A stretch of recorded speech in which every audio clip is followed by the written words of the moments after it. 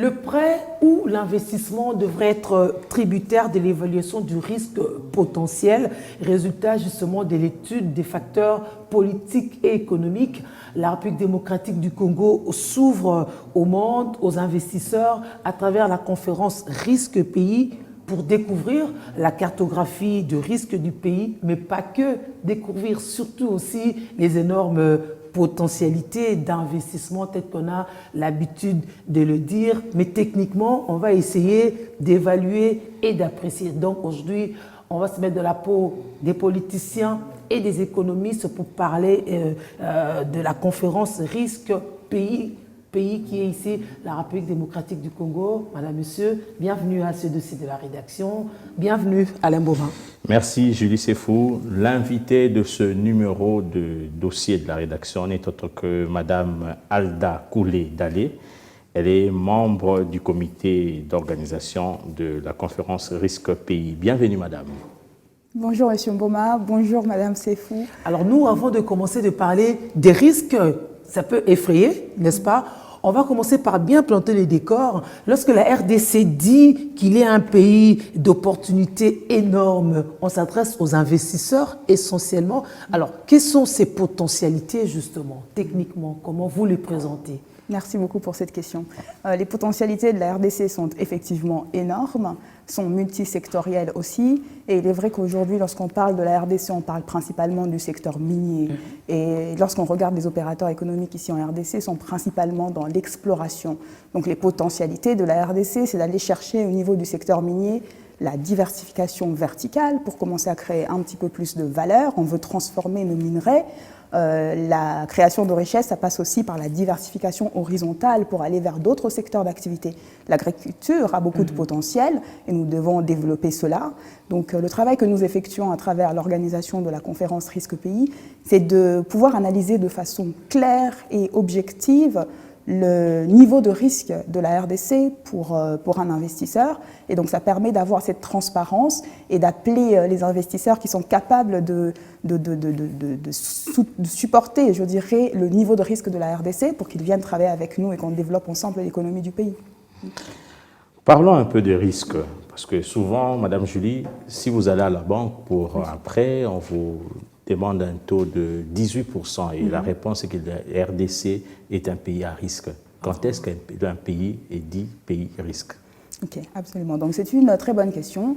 C'est vrai que l'accès au financement est encore très difficile dans le pays et ce sont des niveaux de risque qu'on évalue à travers le rapport risque pays, à travers l'indicateur de la solidité du système financier qui fait partie des 5 indicateurs qui permettent d'élaborer le rapport risque pays. Peut-être que je vais revenir sur le travail que nous effectuons au niveau du rapport risque pays et comment ça vient impacter les différents segments de l'économie. Oui, on parlait de 5 justement indicateurs, on a envie de comprendre. Absolument. Ouais. Donc le rapport risque pays, c'est une évaluation des risques de la RDC, des risques touchant les investissements. Et cette évaluation est faite d'abord par une agence de notation souveraine qui est panafricaine, Bloomfield Investment Corporation, qui est basée en Côte d'Ivoire. Bloomfield effectue cette analyse pour la Côte d'Ivoire depuis maintenant 7 ans. Et après l'analyse, elle organise en Côte d'Ivoire la conférence Risque Pays, qui est une conférence institutionnelle qui permet à tout un parterre de partenaires au développement de la RDC de pouvoir échanger sur les opportunités identifiées à travers les différents risques du pays. Donc nous avions organisé ce forum l'année dernière pour la première fois en RDC. Où on vous dit que la RDC a été notée pour la première fois. Ouais. Et donc nous avons eu une note moyenne de 5,1. Et cette note donc est composée de 5 indicateurs, comme j'ai signifié un petit peu plus tôt. Et ces 5 indicateurs sont le climat des affaires, la performance macroéconomique. On regarde également la gestion des finances publiques. On viendra regarder par la suite la solidité du système financier, comme j'ai mentionné, et puis les risques sociopolitiques. Donc c'est la moyenne pondérée de ces 5 indicateurs qui nous a permis d'ailleurs l'année dernière d'avoir la note de 5,1. Donc cette année, à travers la conférence Risque Pays le mercredi prochain, nous allons découvrir quelle note la RDC a obtenue. Donc l'intérêt de ce travail que nous effectuons, c'est de pouvoir nous mesurer de façon assez juste. Le fait d'avoir eu 5,1 l'année dernière nous situe quelque part, et donc nous allons pouvoir nous évaluer cette année pour voir si nous sommes améliorés de façon globale sur les risques liant les investissements en RDC, ou alors si nous avons reculé. Auquel cas, donc, le gouvernement devra s'expliquer auprès des investisseurs. Alors vous, en tant que technicienne, parce que vous êtes conseillère du ministre des Finances, en vous entendre parler, on comprend que vous maîtrisez bien cette matière. Avant que l'extérieur vienne, parce que les pays s'ouvrent justement à cette évaluation, à l'interne, on sent que les choses ont bougé dans l'entretemps. On peut aller à 5,2, 5,1 et demi cette fois-là? Absolument. Je dirais que de Prenons façon... par exemple le cas de l'indice climat des affaires. Est-ce qu'on a évolué? Absolument. Alors, je pourrais juste vous donner des indications parce que le rapport sortira la semaine prochaine. En tout cas, ce que vous pouvez avoir comme indication à ce stade, c'est que lors de la notation précédente, Bloomfield note également les perspectives futures de notation. Et donc, au niveau des perspectives futures, la RDC se trouve à une note de 5,5.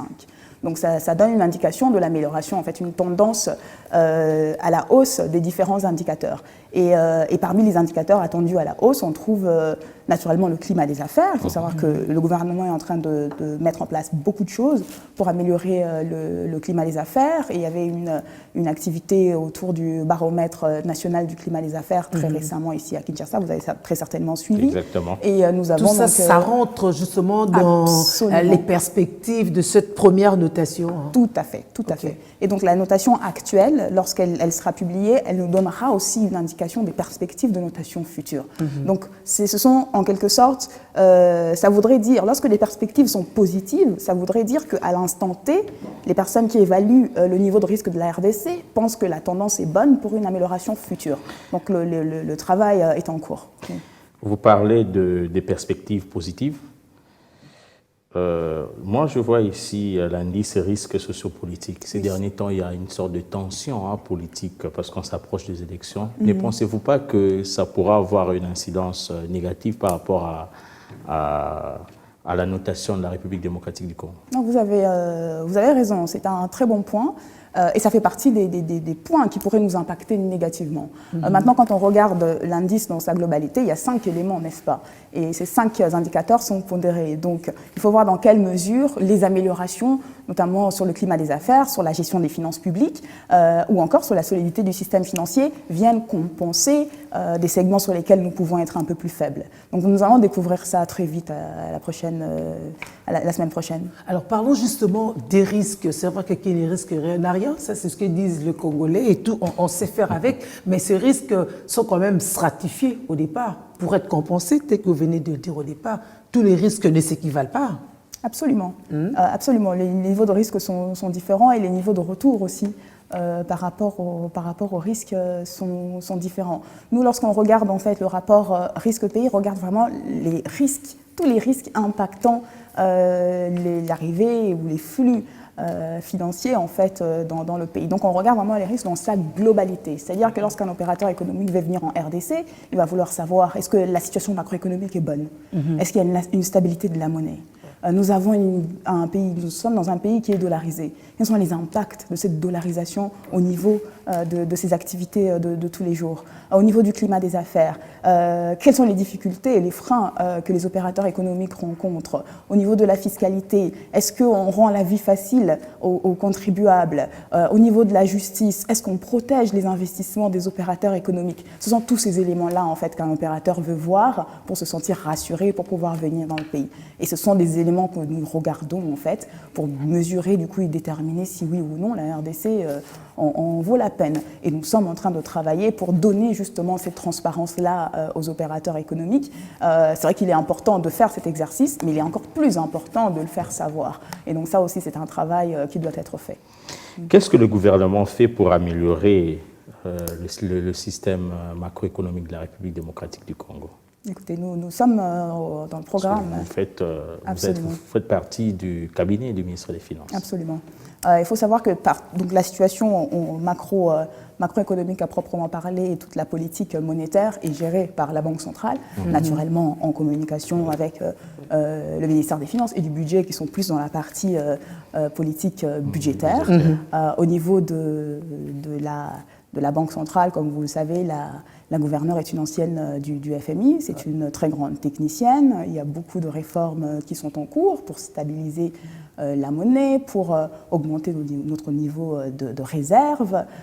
Nous sommes au programme avec le FMI, nous sommes en train et c'est un programme qui est drastique en matière de contraintes que la RDC doit respecter. Nous sommes en train de très bien avancer dans les différentes revues. Donc cette partie-là est réellement gérée, oui. Alors, on parle des investissements, ok, ça peut créer de l'emploi, ça les Congolais aimeraient bien entendre, mais par rapport à notre économie extravertie, jusqu'où vous, en tant que technicien, jusqu'où cette évaluation de risque ici peut aller pour peut-être réorienter, et s'il le faut, ces investisseurs qui arrivent, afin qu'on crée aussi localement? Absolument, vous avez bien raison. Et c'est la raison pour laquelle il faut absolument venir à la conférence Risque Pays, parce que ça va nous offrir une plateforme pour pouvoir échanger sur tous ces sujets. Au niveau des panels dans la conférence Risque Pays, nous allons en avoir 4. Le premier panel, on va parler de la performance macroéconomique et du climat des affaires. On va ensuite intégrer un deuxième panel où on va se poser les questions sur les sociétés et du portefeuille.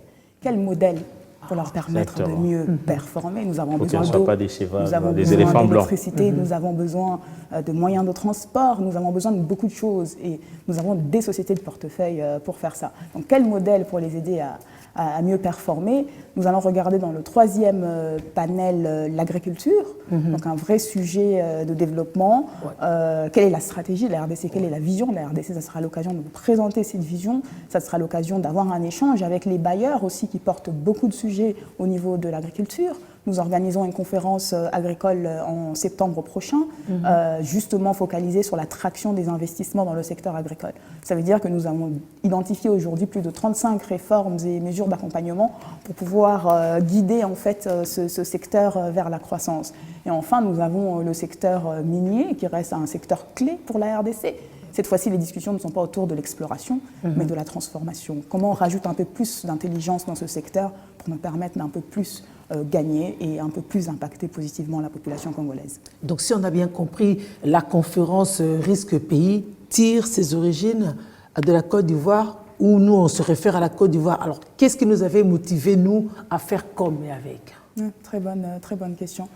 Vous savez, on n'a pas besoin de réinventer le monde. Moi, j'étais dans le conseil en stratégie, par exemple, avant d'arriver en Kinshasa et travailler pour le ministre des Finances. Globalement, ce qu'on fait dans le conseil en stratégie, c'est dire, avant de faire quelque chose, on va aller voir quels sont les meilleurs sur le marché, qu'est-ce que les autres sont en train de faire. Est-ce que nous pouvons appliquer la même chose chez nous? Est-ce qu'il y a des choses à ajuster pour faire différemment, pour faire mieux, etc. C'est comme ça qu'on crée du nouveau. Et donc, naturellement, on va aller chercher ceux qui sont en train de le faire et ceux qui sont en train d'avancer dans des sujets dans lesquels nous voulons avancer. Et puis, nous allons emprunter leur mode d'avancement pour nous permettre à nous aussi d'avancer. Oui. Donc, en Afrique, c'est seulement la Côte d'Ivoire qui organise ça? Pourquoi seulement la Côte d'Ivoire? Donc, le rapport risque pays est le modèle même d'évaluation de risque pays, ce modèle a été inventé par Bloomfield. Bloomfield est une agence qui est basée en Côte d'Ivoire. Donc naturellement, le premier pays qu'ils avaient noté, c'est la Côte d'Ivoire. Donc ils ont noté la Côte d'Ivoire depuis maintenant 7 ans. C'est devenu une rencontre institutionnelle de référence dans le pays. Et donc nous avons voulu reproduire cette expérience-là aussi. Et nous sommes très heureux parce que l'année dernière, nous avions invité le Bénin, le ministère des Finances du Bénin, à venir participer à la conférence. Et cette année, le Bénin organise sa première conférence Risque Pays. Donc nous sommes un bon élève qui peut aussi... Nous sommes un bon élève qui nous donnons l'exemple. Voilà, nous donnons l'exemple aux autres aussi, nous pouvons le faire aussi. L'objectif à long terme, c'est quoi en organisant ces conférences En assurant cette transparence, avoir tous les indicateurs. Absolument, absolument. Vous savez, pour un investisseur, l'élément le plus important pour la prise de décision, c'est l'information. Lorsqu'il n'y a pas d'information, lorsqu'il y a une sorte de boîte noire, on assume que le risque est beaucoup plus élevé qu'il n'en est réellement. Et donc l'exercice que nous fournissons ici, c'est de permettre aux investisseurs d'avoir l'ensemble des informations nécessaires pour prendre une décision d'investissement en RDC. Plus il y a de l'information, moins les gens ont peur de venir. Donc c'est d'abord cet exercice-là, informer les opérateurs économiques, et c'est aussi un auto-exercice au niveau du gouvernement. Quelles sont les choses sur lesquelles nous devons progresser pour permettre l'attraction des investissements en RDC? Et vous vous donnez combien de temps pour enfin arriver à l'attraction totale des investisseurs en RDC? Vous vous donnez combien de temps? C'est une question très vague, je dirais, parce que le temps dépend des ambitions qu'on se donne d'abord. On doit se donner des ambitions de façon assez claire.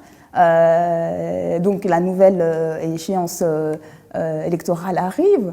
Donc quelles seront les ambitions pour les 5 prochaines années en matière de développement du pays en général?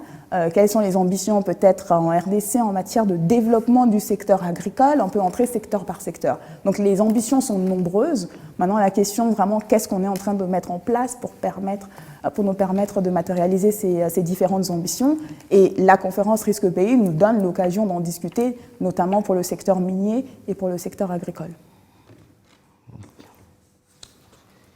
Et qu'est-ce que vous attendez des investisseurs? Nous attendons des investisseurs qui viennent, qui viennent opérer, qui viennent transférer de la technologie, qui viennent former les opérateurs économiques congolais, qui viennent donner des emplois. Nous attendons en fait tout simplement la création de richesses. Vous aviez dit un petit peu plus tôt, Madame Sefou, que nous sommes dans un pays qui est très porté vers l'extérieur en matière de consommation. Ah oui, nous sommes un pays exportateur, et donc nous avons besoin de développer les activités d'ici chez nous. Et pour développer les activités chez nous, nous n'avons pas besoin d'avoir 100% de Congolais qui développent 100% d'activités. Nous pouvons développer des activités en structurant nos projets autrement, en cherchant des opérateurs qui sont capables de faire ce travail-là de transfert de technologie, de création d'emplois, de création d'écosystèmes, pour permettre à nos différents secteurs productifs de devenir un peu plus porteurs. On attend quel effectif lors de cette deuxième édition de la conférence? Nous attendons 500 personnes, comme l'année dernière, donc c'est à Kémécha, 500 personnes. On va retrouver les gouvernants, on va retrouver le secteur privé de façon très large, parce que les discussions concernent en réalité tout le monde. On va rencontrer le corps professoral et diplomatique, on va rencontrer les bailleurs de fonds et d'autres invités. Donc l'idée, c'est vraiment de rassembler tout le monde, parce que les discussions qui ont eu lieu là concernent tout le monde. À entendre même le lieu, on comprend déjà que c'est close, c'est-à-dire qu'on y sera sur invitation, évidemment. Ces questions de partage d'expérience et d'évaluation, tout le monde est saisi, n'ira que celui qui est concerné. Absolument, mais nous mettons en ligne des liens pour visionner l'ensemble de la conférence toute la journée. Vous allez pouvoir retrouver ces liens sur le site de Pigma, vous allez les retrouver chez Top Congo, vous allez les retrouver sur les plateformes de la conférence Risque Pays, vous allez les retrouver sur les plateformes du ministère des Finances, donc ça sera vraiment disponible partout pour pouvoir revoir l'événement. Alors, le peuple, lui, bon, il va suivre la conférence, d'accord, mais lui, il attend son assiette. Quand on parle de ce qui est macro, il ne comprend pas, parce qu'au niveau micro, il ne se retrouve pas. Ça va être quoi l'intérêt, ne serait-ce que de façon indirecte, par rapport au peuple, au commun de mortels? Je pense qu'il faut peut-être un petit peu plus commencer à vulgariser ces sujets qu'on appelle macroéconomiques. Il n'y a pas de mysticisme financier, il n'y a rien de tout ça. S'il n'y a pas de macroéconomie, il n'y a rien dans l'assiette des gens. S'il n'y a pas un meilleur risque pays, il n'y a rien dans l'assiette des gens. Parce que ce sont des fondamentaux, en fait, qui permettent aux opérateurs économiques de venir en RDC pour avoir quelque chose dans l'assiette. On ne peut pas venir dire dans une maison qui n'est pas construite que j'ai pas de lit. Ben évidemment, on n'a pas de lit lorsque la maison n'est pas construite. Il faut d'abord commencer par les fondamentaux avant d'avoir un lit à l'intérieur de la maison. Donc ça les concerne. Ça les concerne. Donc le rendez-vous est pris pour le 28 juin déjà. Absolument. Et après le 28 juin, c'est la suite. À quand l'autre conférence? Ben sûrement l'année prochaine. L'année prochaine, absolument. Donc vous avez pris l'engagement d'organiser ce genre de conférences chaque année? Chaque année. Pour attirer un peu plus, pour être à jour, mais quand même sur le plan local, ça devrait aussi aider ou booster certains autres indicateurs pour que ceux qui avaient tendance à traîner les pas se sentent quand même redevables ou obligés de faire et avec. Absolument. Il y a un C'est un avantage. exercice, Ouais. c'est un exercice pour tous. Hein. Ouais. Lorsque vous allez regarder au niveau du gouvernement les participants, c'est vraiment tout le monde. Donc, comme on dit, il y a le secteur minier, il y a le secteur agricole, il y a tous les sujets autour de la macroéconomie. Donc, les finances sont concernées, le budget est concerné, la Banque centrale est concernée, l'économie est concernée. Il y a beaucoup de gens, en fait, concernés. Lorsqu'on parle de l'agriculture ne peut pas se développer sans eau, ne peut pas se développer sans électricité, ne peut pas se développer sans route, ne peut pas se développer sans des bassins de production bien définis. Toutes ces choses-là, en fait, concernent d'autres ministères. Donc, les ministères des ITP, le ministère des Transports, les ministères de l'Énergie. Donc, en fait, on réalise très vite que ce sont des sujets qui concernent tout le monde. Ça nous concerne tout le monde. Donc, rendez-vous le 23 juin. Rappelez le déroulé, les heures et les plateformes pour que les autres puissent suivre aussi et comprendre. Absolument. Ouais. Donc, le 28 juin, on se retrouve à Kémécha toute la journée à partir de 9h pour participer à la conférence Risque Pays. À l'occasion, le directeur général de Bloomfield Investment Corporation, M. Stanislas Zézé, présentera le rapport Risque Pays de la RDC. Ensuite, le ministre des Finances apportera la réaction de la RDC à ce rapport avant d'ouvrir les 4 panels de discussion qui seront autour de la performance macroéconomique et le climat des affaires. Ensuite, nous allons regarder plus en détail les sociétés du portefeuille qui seront d'ailleurs notées. Nous allons ensuite regarder le secteur agricole et se poser des questions autour de développement de chaînes de valeurs agricoles avant d'atterrir sur les mines et nous questionner sur l'accélération de la diversification verticale au sein du secteur. Je voudrais saisir l'occasion pour rappeler que cette conférence est sponsorisée et je voudrais remercier l'ensemble de nos sponsors, la Robank, Milvest, ERG, MES, Vodacom, FBN et Visa. Merci beaucoup. Une bonne collaboration en PPP, ça veut dire Absolument. qu'on est Partenariat ensemble, public-privé. l'objectif est commun. Absolument. Le secteur privé est absolument concerné. C'est même le secteur privé qui est le moteur de développement avant tout. Oui. Madame Alda Koulé-Dalé, membre du comité d'organisation de la conférence Risque Pays, c'était un plaisir pour nous de vous recevoir dans cette émission. Merci beaucoup à vous également. Ce sera avec plaisir qu'on vous recevra une prochaine fois. On attend de belles perspectives encore à l'issue de cette conférence parce que l'intérêt est commun. On décide à un certain niveau et ça impacte sur tout le monde. Absolument. Merci surtout pour l'initiative et surtout de servir de modèle aux autres aussi. Merci beaucoup, Madame Sefou. Alors, Merci beaucoup, Monsieur Brown. Merci à vous Merci. encore.